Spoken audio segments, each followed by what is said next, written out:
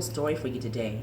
It's called Last Stop on Market Street, and it shows a beautiful relationship between a grandmother and her grandson in the city that they live in. Let's follow CJ along as he uses his eyes and his ears to discover the unique and beautiful things around him. Last Stop on Market Street. Words by Matt de la Peña. Pictures by Christian Robinson.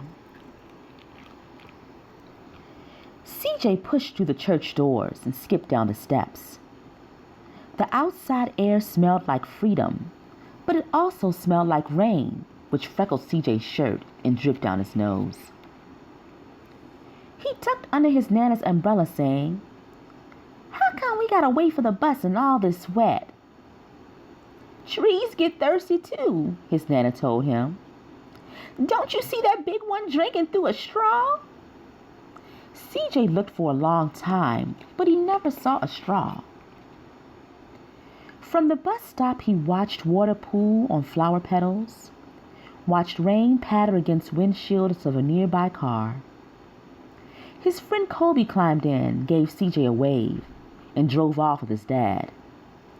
"Nana, how come we don't got a car?" "Boy, what do we need a car for? We got a bus that breathes fire, and old Mr. Dennis who always has a trick for you." The bus creaked to a stop in front of them.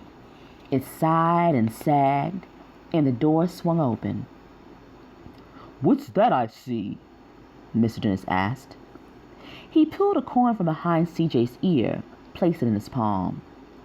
Nana laughed her deep laugh and pushed CJ along. They sat right up front. The man across the way was tuning a guitar. An old woman with curlers had butterflies in a jar.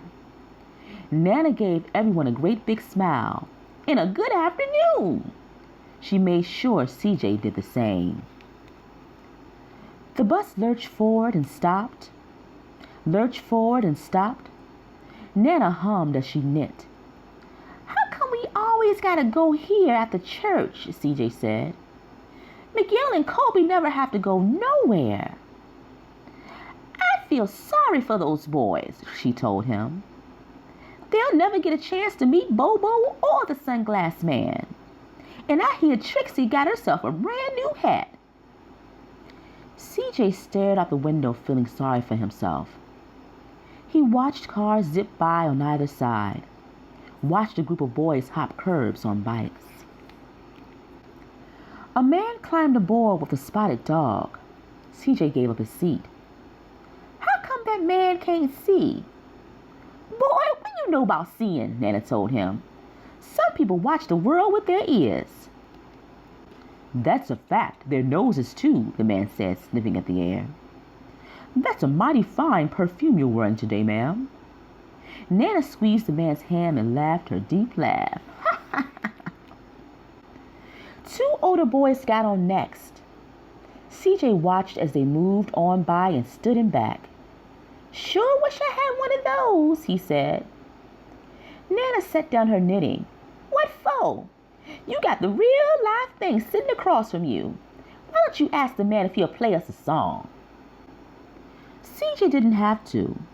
The guitar player was already plucking the strings and beginning to play. To feel the magic of music," the blind man whispered. "I like to close my eyes." Nana closed hers too. So did CJ and the spotted dog. And in the darkness, the rhythm lifted CJ out of the bus, out of the busy city. He saw sunset colors swirling over crashing waves, saw a family of hawks slicing through the sky, saw the old woman's butterflies dancing free in the light of the moon. CJ's chest grew full, and he was lost in the sound, and the sound gave him the feeling of magic. The song ended, and CJ opened his eyes. Everyone on the bus clapped, even the boys in the back. Nana glanced at the coin in CJ's palm, and CJ dropped it in the man's hat. "Last stop on Market Street," Mr. Dennis called. CJ looked around as he stepped off the bus. Crumbling sidewalks and broken down doors, graffiti tagged windows and boarded up stores. He reached for his Nana's hand.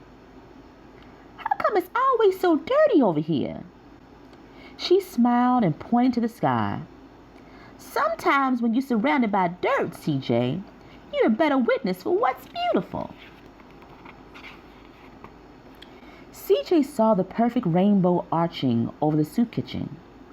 He wondered how his Nana always found beautiful where he never even thought to look. He looked all around them again, at the bus rounding the corner out of sight, and the broken street lamp still lit up bright, and the stray cat shadows moving across the wall. When he spotted their familiar faces in the window, he said, "I'm glad we came." He thought his Nana might laugh her deep laugh, but she didn't. She patted him on the head and told him, "Me too, CJ. Now come on." What unique things did CJ discover? I think I liked the part where they talked about the trees drinking from straws. I thought that was really fun. Well, I hope you enjoyed the story, and we'll see each other next time. Take care.